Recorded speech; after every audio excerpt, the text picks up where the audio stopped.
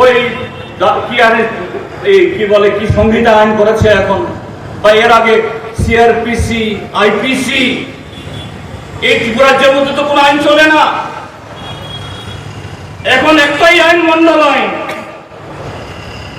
মন্ডলের কথা শুনলে পরে কাজ পাবে, না শুনলে পরে কাজ পাবে না।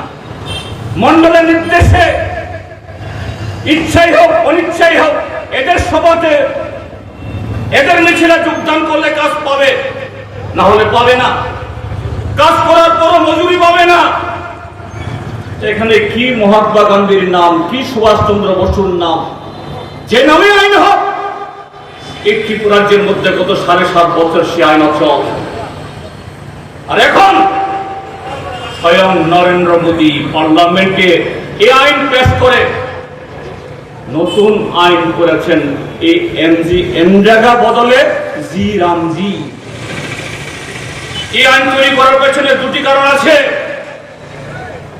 একটা কারণ হলো মহাত্মা গান্ধীর নাম যদি উচ্চারিত হয়, তার ছবি যদি ফুটে ওঠে,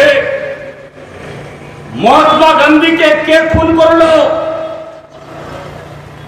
কে পৃথিবী থেকে সরিয়ে দিল, নাথুরাম গডসে, তার কথাও চলে আসবে। আর এই নাথুরাম গডসে হলো আজকের যে ভারতীয় জনতা পার্টি তৈরি হয়েছে, সেই ভারতীয় জনতা পার্টির পেছন থেকে যে শক্তিটা চালায় তার নাম হলো রাষ্ট্রীয় স্বয়ংসেবক সংঘ বা আরএসএস। মুখে স্লোগান রাষ্ট্রবাদ, মুখে স্লোগান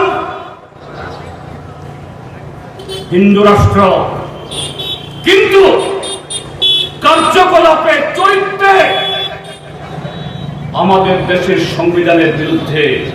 আমাদের সংবিধানের যে সমস্ত স্তম্ভগুলো ধর্মনিরপেক্ষতা, যুক্তরাষ্ট্রীয় কাঠামো, ভৌতবাদ,